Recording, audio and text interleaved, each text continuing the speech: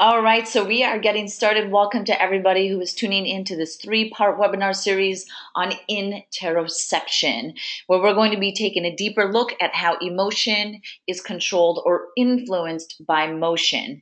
This is designed specifically for movement specialists, so please know that I'm trying to give you that extensive background, and then whether you're a practitioner, you're a trainer, you're fitness, you're coach, just know that you're going to be applying this in your own way, whether it's for yourself, it's for your clients, it's for the patients. I just want you to have this deeper understanding of really how complex the human body is. I know that we all appreciate that anyway.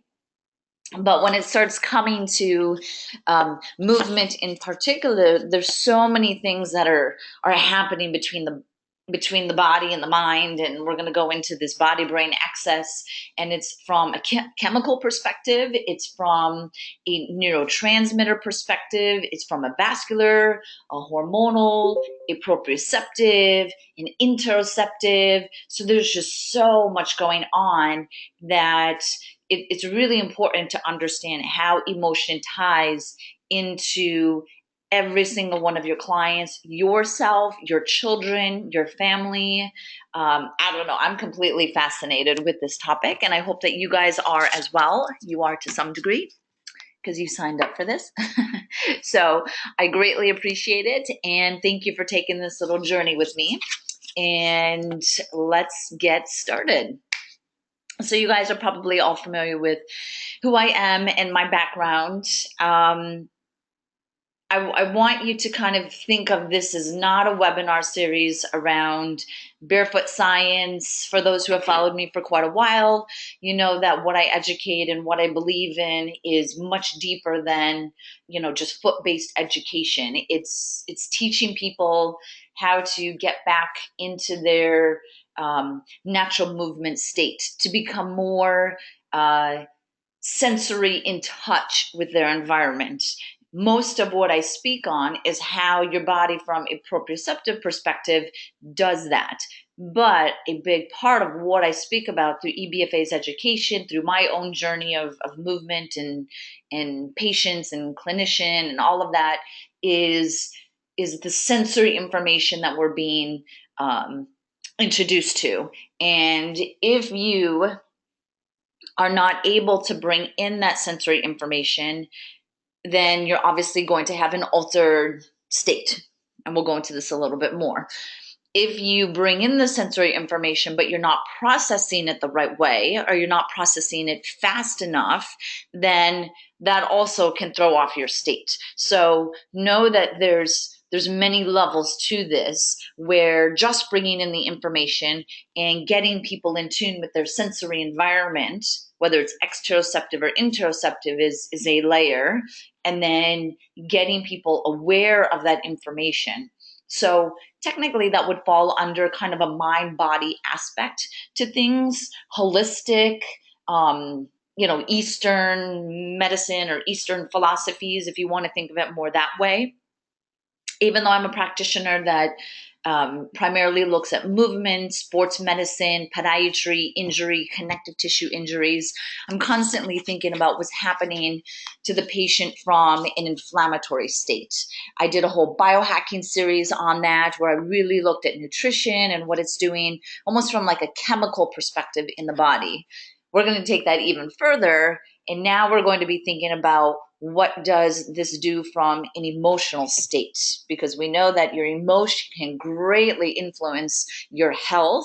And then just getting yourself moving, even though we don't quite understand the direct science behind it, just getting yourself moving influences your emotional state. I'll talk a little bit about my journey as we kind of go through it, just because it'll make a little bit more sense as we start getting into it. So, interoception, I hope that all of you have listened to the Intro to Interoception webinar that I did last week. If you happen to not listen to that, I would encourage you to listen to that. If you want to listen to it again, then absolutely do so. I'm actually going to be focusing on a little bit, not so much on this side of perception of self. That's what I'm going to do in week 2. Week 2 is going to be focusing on when we actually identify ourselves as I am. And that's where we're going to be taking a look at the evolution of emotion and then the development of emotion. So for the sake of right now, for this week, we're going to be thinking of interoception as this internal state or this unconscious processing of state that is happening. The more conscious you are of this processing that is happening internally, the more you're able to control it. So our goal as health and movement specialists is to get people in touch and to identify and feel those changes that are happening within themselves. Very much linked to emotion, very much linked to empathy. So for those who are more like deep in touch with themselves, can very much empathize with with other human beings. So everything that I'm speaking about it's about ourself, but then it's also how my perception of me internally influences how I interact with others. And that's extremely important as well. That's another layer that we're going to be adding on to this as well. So going to dive on into this. This was a slide from last week. We know that the state of kind of the world is a little bit of a hot mess. Everyone is stressed out and anxious, and the amount of, antidepressants that are prescribed, the post-traumatic stress, the number of veterans that are coming back from war with PTSD and understanding how can we address this, or any other stressful situation in life that happens, how can we process that better by understanding the stress response and really what the stress response means to us from an interoceptive internal perspective. This is huge for children. I'll talk about that more next week when we go into the development of emotion. I'll mention it just a little bit today, but just know that there's a need for movement specialists. There's a need for doctors to understand and appreciate the complexity of what we're going to be speaking about today. So by understanding emotion and really this internal, I don't want to give you the heavy stuff yet. I'm trying to tease you without using the words, but this internal assessment, self-assessment of your state. So we are constantly reflecting inward and doing a little check constantly. You don't realize that you're doing it, but your nervous system is constantly checking internally to see how you're doing. How is everything doing? What is your heart rate? What's your respiratory rate? What's your temperature? Are you thirsty? Are you hungry? Do you need to swallow? All of these things that are internally affecting our external emotion. So that's what we're projecting, is that self assessment of where the state is. This is greatly linked to our sensory input. Some of that sensory input is going to be what I often speak about in EBFA, which is the proprioception. So some of it is actually moving, literally moving and getting your muscles to contract, doing myofascial release, doing yoga. You're just getting kind of connected with your body from a physical perspective.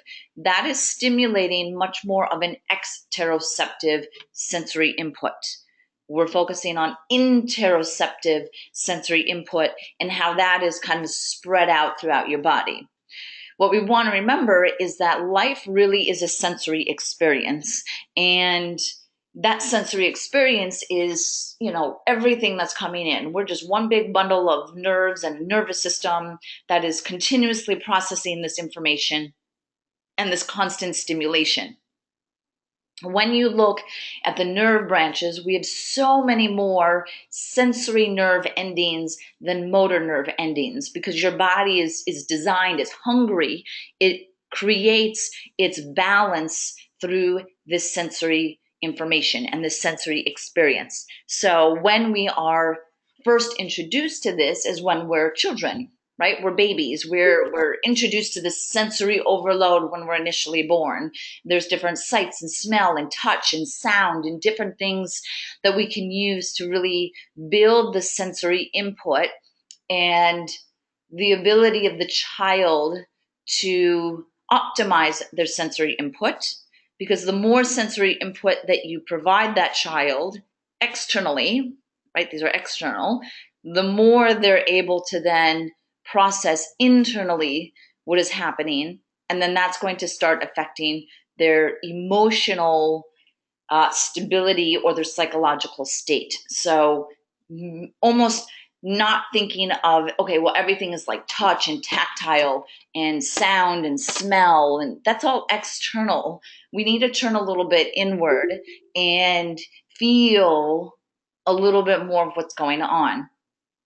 So there's this constant dance back and forth between our body and our brain. Your body is going to be this vortex of sensory information, which is then going to be sent to the brain, and then the brain is going to process that and give us kind of that emotional state, that conscious state. So as I hear something, if maybe one type of music just kind of is like nails on a chalkboard, right? So we all have these personal responses to different smells. Some people are very sensitive to different smells. That's them internally perceiving how that smell throws off their sensory balance, if that makes sense. Some people are very tactily very sensitive. Certain textures of food, drive people crazy. That's almost like in their DNA. This is set from a very early age, and then based on their interpretation of that texture is giving them the emotional response of, "Oh, I don't like that." Okay, so just kind of understanding that difference of how we establish this. So our body as a sensory unit has different physiological things that are happening. That's going to be your heart rate going up. That's going to be your breath, heartbeats, palpitations, maybe digestive cramps, urgency to go to the bathroom. All of these things are different physiological stimulations that are creating sensory input. We then also have somatosensory, which is going to be what most of us deal with, right? So your muscle spindles, your GTOs, your fascia, your proprioceptors, your large nerve proprioceptors, your small nerve proprioceptors, right? And then that's sensory input that we often think of with movement, right? So movement, we are influencing the somatosensory system. Perfect. Well, how can we start to add in these other layers of the physiological influences, and then the perceptive sensory information is going to be how you're perceiving it. So let's say if I'm on something unstable, let's say I'm a senior, I'm 80 years old and I fell at some point, and now you, my trainer, put me on a BOSU. And the BOSU is unstable, so it's stimulating somatosensory stretch reflexes. So your large nerve responses, you're standing on this BOSU, the BOSU is back and forth. Okay, so now we have the somatosensory. Because you have this element of fear, which is one of the 4 primal emotions, you now have a physiological response that your heart rate is going to go up. So now you what you're sensing, you're not sensing the fear, you're sensing and perceiving that your heart rate is going up. So now that threw off your balance, not the balance on the ball, but your internal balance, the homeostasis of your body from an emotional state. So understanding how emotion is really that interpretation of what we're doing. So as movement specialists, that's huge. If you've ever thrown a client and then they have, a total negative response, maybe they feel uncomfortable doing a certain exercise, maybe they feel weak, maybe they're self-conscious, that's starting to affect their emotional state based on a movement that you're giving them. So just know that it's a constant balance between physiological, somatosensory, and that perceptive. So your body stimulation, everything is body to brain. So your stimulation or your sensory input is then feeding brain, which is your emotion. Your body input or your stimulation could be somatosensory, which is what we just spoke about. That could be your joint movements, proprioceptive, or your body stimulation could be the digestion. It could be that you're cold. If you're trying to have your client work out, and I've had this, and you're teaching a class, it's too cold, the person just it just throws off them, like, psychologically, right? Because that temperature, their response, their perception to that temperature threw off their psychological homeostasis, or their emotional homeostasis. So every aspect of that is critical when you're trying to use motion to control emotion, is respecting those differences that all of us have to that temperature. As far as like blood pressure as well, that can start to throw off different things. Hormone levels, free radicals, all of that is stimulation that is influencing brain or emotional state. I'm going to mention a study in a moment that actually speaks about free radicals and pro-inflammatory states and what that actually does to the emotional state of the individuals or the subjects. The emotional output, we had mentioned this last week. It was the 4 primal emotions: happiness, fear, anger, or sadness. There's little offshoots of these 4, but these are going to be the 4 primary primal emotions that we're able to emote or identify with. So the key thing that we're focusing on in this week is going to be that body-brain connection. So how deeply is this body-brain connection?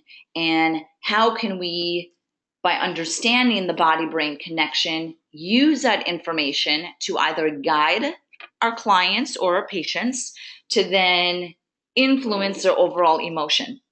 Because that's really what it is. If my patient is not emotionally in the appropriate state, they're not going to heal from their surgery as well, or they're not going to heal from their injury as well. It's amazing how deeply that influences. If you go into a surgery with full confidence in the surgeon, you're in a very positive state, you believe in them, you're, fully down into your like intuitive gut feeling, they're supporting that surgeon, that person is going to heal so much more than the person that is very nervous and has anxiety and is pulling the energy away from that healing process. Not making it sound like it's kind of a voodoo state, but when you're actually doing that, you're then starting to change your respiration, you're starting to increase your pro-inflammatory markers, so you're actually stimulating other chemical responses through that anxiety, and that in turn is going to affect the healing process. So we're respecting this body-brain axis. One huge example of this is your gut-brain axis. This is huge. If you're not familiar with this, this should be like your biggest takeaway point, is your microbacteria or your flora state in your gut is directly linked to your mental state or your anxiety, depression levels, your mental health state. And there's research showing that you can actually kind of hack your way to happiness, we'll call it that, by taking probiotics. So probiotics are starting to help establish this normal gut flora, and that in turn is influencing the emotional stability in those individuals. So there's definitely, and there's lots of research around gut-brain axis. A lot of psychologists are now appreciating this and thinking of nutrition, actually prescribing probiotics for their patients who have mental illness or anxiety, panic attacks, etc., knowing how deeply that is influenced. Now, that's looking at gut-brain axis from a microbacteria perspective. I'm going to be speaking about gut-brain axis in a moment from a gut feeling perspective or an intuition perspective. So I just want you to know that the gut-brain axis is powerful. One aspect is the actual flora of your gut and what that is doing. And then the second is going to be from a gut feeling intuition. Okay, so I just want very powerful in both ways. If we look at it from a movement brain axis perspective, this was a recent article that was just put out in a longevity magazine. and it was looking at those who do mind-body exercises, so yoga, tai chi, etc. They noticed that there was a reduction in pro-inflammatory gene expression. So you can actually modify your DNA with mind-body exercises. Again, yoga, tai chi, meditation, etc. Actually altering your DNA is massive, because part of what influences our emotional state is our DNA. So having that is going to be very powerful. Pro-inflammatory gene expression is linked to different psychiatric or mental, let's say, emotional kind of instability. So getting those clients who are, emotionally not in touch or emotionally aware, getting them into mind body, we know it's great. What I want you to understand is that the link to that is that pro-inflammatory gene expression. So you're actually altering your DNA, which is powerful, also showing how complex it is. Another axis that we have is our breathing brain axis. And this is linking, this is what hopefully most of you are quite familiar with, is that breathing and changing breathing patterns. So you're influencing the diaphragm. And if you're doing more like an apical type breathing, that you're more in like a sympathetic, almost like a fight or flight state.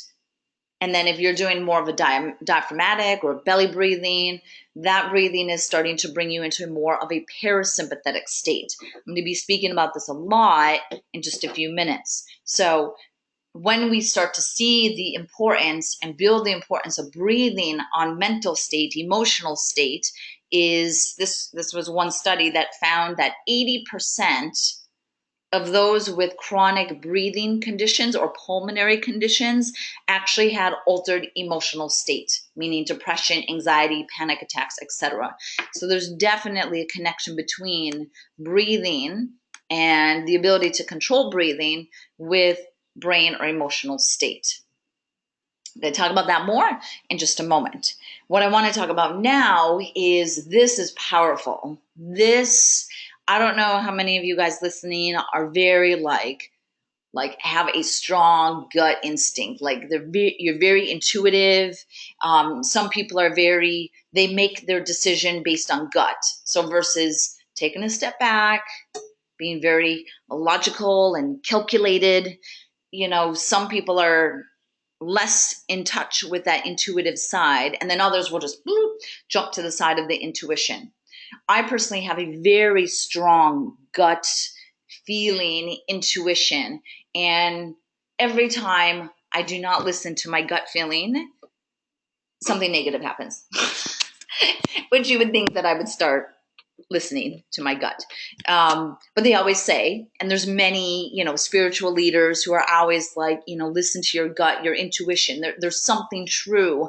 And there's actually research validating and saying intuition is actually something true. Listening to your gut is something true. This is another big side of body-brain connection and what it's doing to our emotional state. The way that it's able to do that, and the way that researchers look at intuition and gut feeling, is that they'll actually refer to it as your enteric nervous system. So your enteric, or your gut feeling, the influence of your gut on your emotional state, is actually part of its own little category, because it's that powerful, a category or a subsector underneath the autonomic nervous system, which means gut feeling is very unconscious. It's hard for us to kind of fully identify and understand it. It's linked to the limbic system, which again means it's linked to emotion, and it's something that we need to learn to listen to. I think some people who are not interoceptively sensitive are not able to identify with the gut feeling, whether they have it or they don't have it. So enteric, meaning gut, you have the probiotic connection to emotional state. And then you have this visceral fascia gut feeling side to it. So that visceral fascia, all of the fascia that's surrounding every single one of your organs, which, think of your muscles, right? And how deeply integrated the fascial system is around your joints and your muscles and your retinaculum and your tendons, and how we speak about that. as movement specialists, take that exact same concept and now just think of your viscera, your gut, your organs, and think of that same deeply complex spider web connecting and blending into each of your organs. The visceral fascia, instead of your muscles and joints, is going to be much more interoceptive, where obviously the ones that are in your extremities are going to be more somatosensory. So that's your proprioceptive. Your gut or your viscera is going to be much more of your interoceptive. So the interoceptively rich fascia is going to be focused much more in your viscera or your gut. Okay, and then that's going to be linking to heart, digestion, lungs, etc.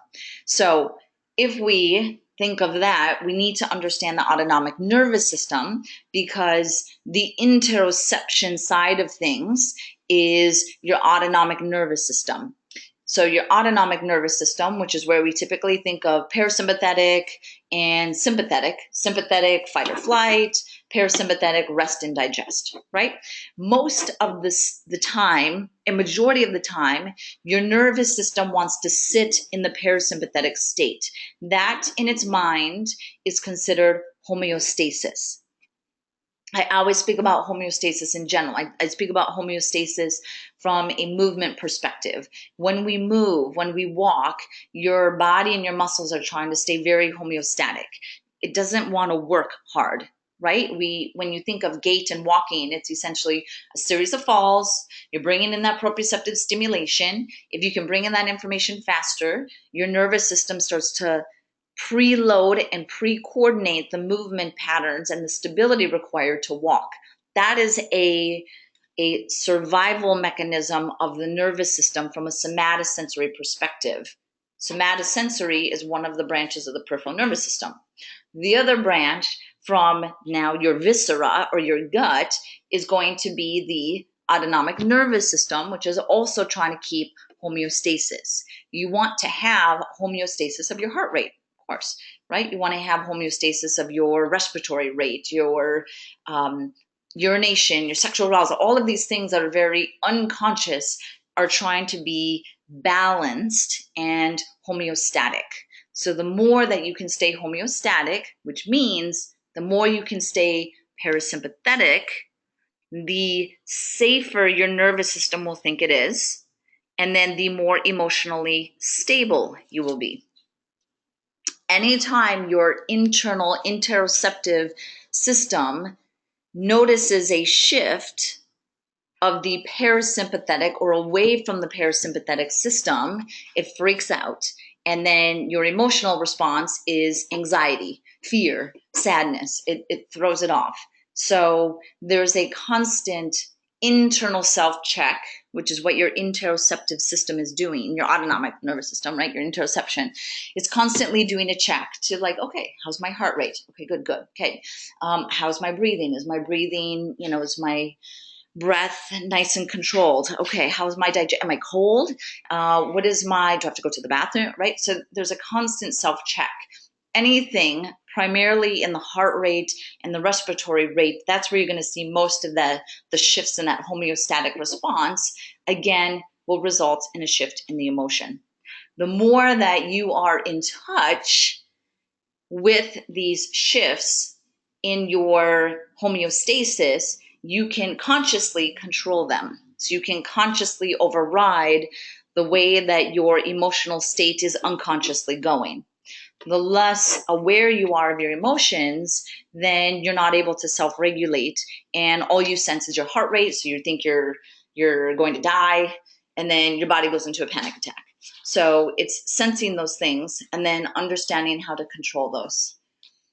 So when we look at the parasympathetic system, again, you're thinking of that as homeostasis.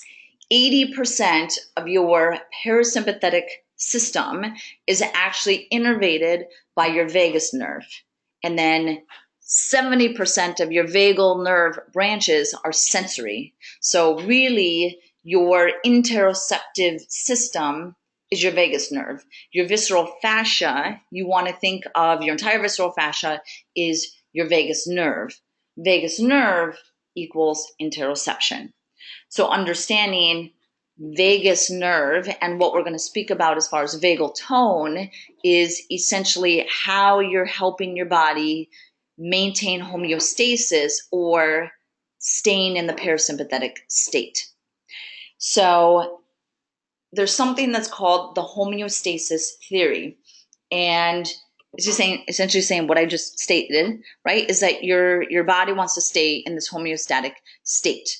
When we are born, and it's actually programmed in our DNA, we have what's an image in our brain of what's considered homeostatic, right? So my homeostasis is going to be different than someone else's. If you're, the way that you can kind of regulate and what you perceive as a high heart rate is going to be different for me versus someone else, because the image in my mind of what my baseline is different. And then your nervous system is constantly using that image that is established in DNA and in infancy as your baseline, and then everything is regulated based on that baseline. Okay, so any of those deviations away from that is going to create an emotion. So our first introduction into homeostasis and sense of stability, that's essentially what you're seeking. And we're going to go into that much more next week when I talk about the evolution of emotion. Is it gives you the sense of safety. And actually, I should have changed that word. So homeostasis should equal safety. That's really what the baby is thinking. The baby's nervous system is constantly trying to figure out what is homeostasis. Anytime anything shifts, because they don't have emotional awareness, they don't have the interoceptive development of an adult, is they're hungry, they cry like crazy, right? They're thirsty, they cry like crazy. They're cold, they cry like crazy, right? So they're just constantly seeking out homeostasis, which in their nervous system and in their developing brain and their deeper levels of psychological and emotional stability is safety. So homeostasis is going to be your safety. Now, depending on your stability as a child, the way that you were raised, if you were under a lot of stress, if your mother was not responding when you needed some response, or you were not achieving homeostasis, that will start to lead to different alterations in emotional awareness and the ability to control different types of emotion, which we'll go into in a second. So your body is constantly seeking emotional stability. And the way that we're trying to achieve, or the way that we interpret that stability, is going to be equal to an emotion. Remembering that homeostasis is going to equal safety and stability. So we need to understand and bring this back to safety and stability is homeostasis. Homeostasis is parasympathetic state. Parasympathetic state is vagus nerve. So how can you optimize what's called vagal tone in your clients or in your patients so that their nervous system perceives them as safe and homeostatic? So to look at the vagus nerve so that we all understand this and go into the same progression here, is that your vagus nerve is known as your cranial nerve 10, longest nerve in the autonomic nervous system. Vagus actually means wandering, so it's a wandering nerve. It's all over your viscera, but your vagus nerve actually goes all the way down to your feet. It's all over the entire body, so you can actually influence the vagus nerve in different ways. There's a lot of research on having vagal stimulation in those who have spinal cord injuries, because it's still a part of the autonomic nervous system, not necessarily somatosensory. So you may not be able to move your legs, but you're still getting these different emotional stimulations from your extremities. Your vagus nerve is going to actually innervate your viscera, and that makes sense why it's perceiving your state of these organs. It has not just a sensory function, even though 70% of your vagus nerve is sensory.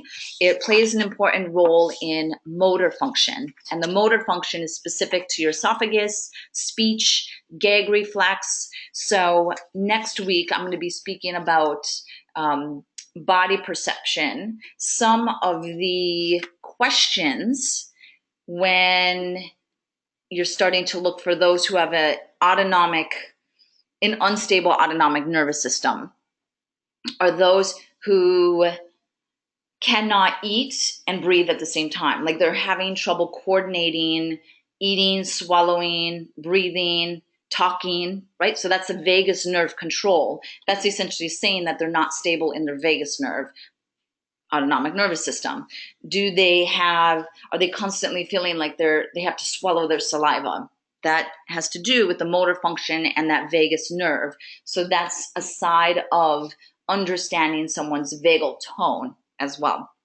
When it comes to vagal tone, what that is that's essentially just an index or a state of someone's parasympathetic state. The higher your vagal tone, the more you're able to stay in that parasympathetic state.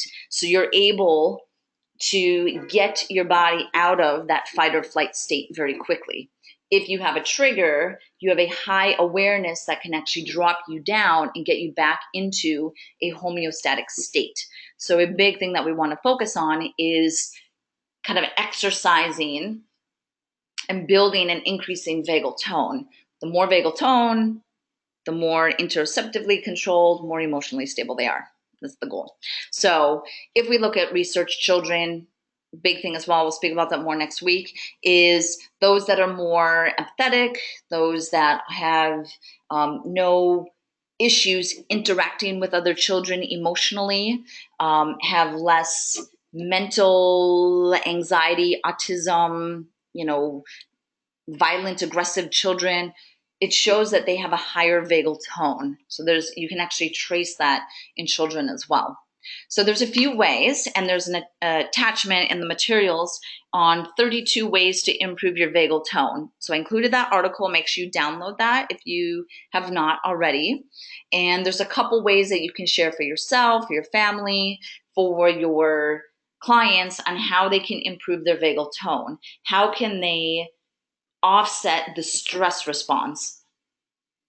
And this is extremely important, and this is not appreciated enough. What's so funny is right before I was starting this webinar, one of my good friends was messaging me, and he was just so stressed out. He's like, I'm nauseous. I don't feel well. I feel like my heart is like racing. And he constantly just stresses about his work and building his company. And, I'm like, you have to like go take yoga, go meditate. And somehow he's not connecting that his headaches and his nausea and his palpitations and what that's doing to his stress response, and then how that's feeding his emotional state. So he's kind of staying in this constant state of fear, and it just perpetuating, and it kind of freaks me out. And I tell him, I'm like, you're going to have a heart attack. Like, I'm really scared that this is actually going to start affecting your system. And it's not unusual to hear of a 40-year-old just dropping down from a heart attack, because that's what stress does to the sympathetic nervous system. So I need to tell this friend to do these to improve his vagal tone. So some of the ways is obviously stimulating temperature. So taking a cold shower, starting your day with, a couple minutes of a cold shower, doesn't have to be long. Whole body cryotherapy, throwing some cold water on your face, starting your day with just cold water on your face. What that's going to do is that's going to stimulate your vagus nerve. So that would be a way to hack your way into improving vagal tone, is anything cold temperature. Another great way to improve vagal tone, or to hack your vagal tone, is stimulating your vocal cord. Because if you remember, from a motor perspective, your vagus nerve innervates esophageal, speech, vocal cords. All of that is vagus nerve. It's the motor side of it. So if you do any chanting, so thinking yoga and they do the Om chanting, that's actually stimulating the vagus nerve. Singing, gargling, if you do a gag reflex. The article that you'll read actually talks about if you do take a tongue depressor and you stimulate your gag reflex, that actually, it's almost like exercises for your vagus nerve. So it's kind of a quick way to stimulate it and then drop you down into a parasympathetic state. So that's a great way to incorporate as well. diaphragm stimulation, so that's doing different breathing exercises, whether you're doing diaphragmatic breathing or any of the different yogi breathing. That we know is obviously very important. Gut stimulation, so taking probiotics, spoke about that, right? Because your vagus nerve innervates organs of the viscera. Doing fasting will actually stimulate your vagus nerve. Fasting is also a hack for some of the anti-aging things that we've done. So a lot of these actually parallel. And then doing a movement stimulation. So any of the yoga, tai chi's, meditation. If you do foot reflexology, that also stimulates your vagus nerve. So stimulating your feet is great. A lot of the vagus nerve endings, for those who are familiar with reflexology, end in the feet, and all the different organs are in the feet, right? So that's actually the vagus nerve that they're tracking or tracing in the feet. So you can stimulate those same vagus organ endings in the foot by training barefoot. So I can totally tie this into EBFA's education, which is wonderful. So real quick, going through this is I want to look at stress and the effect of stress on emotion. Stress is huge. I just gave the example of my friend who needs to get his vagal tone in control. So stress is going to be triggering a emotional response. And what essentially happens is when we get stressed, your body gets thrown into that fight or flight sympathetic state. What happens is that your parasympathetic system overcompensates, so you get this overdrive and over recruitment of the parasympathetic system, which then influences and throws off your interoceptive awareness or perception. So anything stressful is going to obviously start to affect your emotional state, your emotional awareness, and your emotional stability as well. This stress, if you're thinking of emotional state developing from a child, from infancy, is if the mother is introduced to a lot of stress, that can actually start to throw off the vagal tone of the baby. And you may have seen that, any mothers who have gone under a lot of stress, their children are usually very hyperactive, or maybe they have an increased risk of an autistic child or a child that's very aggressive. So they're less in touch with themselves. They're less emotionally aware. You can also have any sort of stress during delivery. That's going to obviously also affect the homeostatic state of the child, and that can progress all the way through the first 3 months. So this polyvagal theory is based on the vagus nerve and the vagal tone that is required from birth, and that you go through these different levels of vagal tone or developing vagal tone, and then that leads to higher level cognitive development, which is what this slide just says. So maintaining homeostasis from a very early age is important to higher levels of emotional development, psychological development, cognitive development. So all of those experiences from an emotional perspective or a safety perspective, we'll just keep putting it as a safety perspective early on, is going to set that basis. Couple more slides. We're almost done. I know you guys are staying strong through this.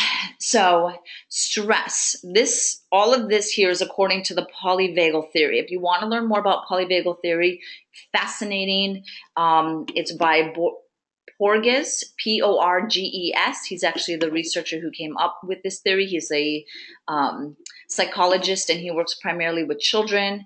And what he does is he looks at how stressful situations very early on in life start to set the emotional patterns in children, and has shown a direct correlation to stress being this parasympathetic overdrive, which is what we're just speaking about. So it's throwing off their vagal nerve. And what's that doing to their body's sense of safety? If your nervous system is freaking out because it doesn't feel safe, it's obviously going to shut down higher level cognitive development that we have as a human versus primate. So sensory stability, very important. There's a direct link between stress and panic attacks, dissociative disorder, eating disorders, a lot of mental health conditions that are linked to different levels of stress. If you experience stress early on as a child, it can start to increase your risk of mental conditions, cardiovascular disease, different visceral disease, and even autoimmune disorders. So any of your clients that have a lot of autoimmune disorders, whether it's fibromyalgia or lupus or any of those conditions, looking back at their stress state and perhaps where their nervous system is sensing a lack of homeostasis. And that may be something that happened very early on. Perhaps it happened when they were a child. Perhaps it happened in utero, and understanding that role as well. So there is a very complex marriage between movement, breathing, vagal tone, stress responses, trying to keep our clients in this parasympathetic state, understanding that your body's ultimate goal is to maintain homeostasis. And homeostasis is perceived as, or is controlled by, the parasympathetic nervous system. So the more that you can stay in that parasympathetic nervous system, which is, mind body, breathing, meditation, identifying and feeling that you're starting to throw yourself into a sympathetic state. If you kind of overreact to something and your nervous system jumps into a fight or flight, then know what that's going to start doing, and you kind of get stuck in that little cycle. So how can you use that to improve the vagal tone for your clients or for your patients? From those who are practitioners and do this from a healing perspective or an injury perspective, let's say you're an endocrinologist and you're dealing with patients that have a lot of irritable bowel disease. A lot of that could be actually emotionally driven, but unless that endocrinologist starts thinking holistically, or east meets west medicine, and then they're just going to keep giving medication, proton pump inhibitors, things like that may be linked to their emotional state. So I know we all appreciate this. We all kind of know that emotion from a baseline controls emotion, but understanding a little bit more deep into what is the goal of the nervous system, what is the goal of the autonomic nervous system, and getting your clients into that homeostatic state is the first step before you start doing any other layered movement with them. Before you start, repairing that knee, you have to get them into that homeostatic state. Before you start working on whatever their fitness goals might be, you have to get them into that homeostatic state. That's a huge reason why in any of my EBFA education, I speak about baseline. Number one is we always start with breathing. Client comes in, they're stressed out, they're maybe a C-level professional and like a busy bank or whatever it is, and they come to you and they just want to punch everything and really stress that way. They're going to stay, their nervous system is going to stay in that kind of freaked out state. They haven't achieved homeostasis. So it's getting them into that parasympathetic state and then building off of that. That is key. So that is going to wrap up week 1. Week 2, you can see that we're looking at the evolution of emotion. I think this orangutan baby is just adorable. It makes me smile. So we're going to be looking at the evolution of emotion and how our emotional states are very similar to primates, but how we've evolved for a more survival perspective. So if you guys have any questions, you can absolutely type those in. I will go over any questions that you may have. If you are just kind of letting this sink and are going to process it and happen to come up with any questions, you may email me at any point. I am going to send all of you the PDF as well as the recorded version of this webinar. I will do that later today so that you can listen to that again if you want. And otherwise, we will see you next week for week 2. And I hope you guys have a great day and a great night.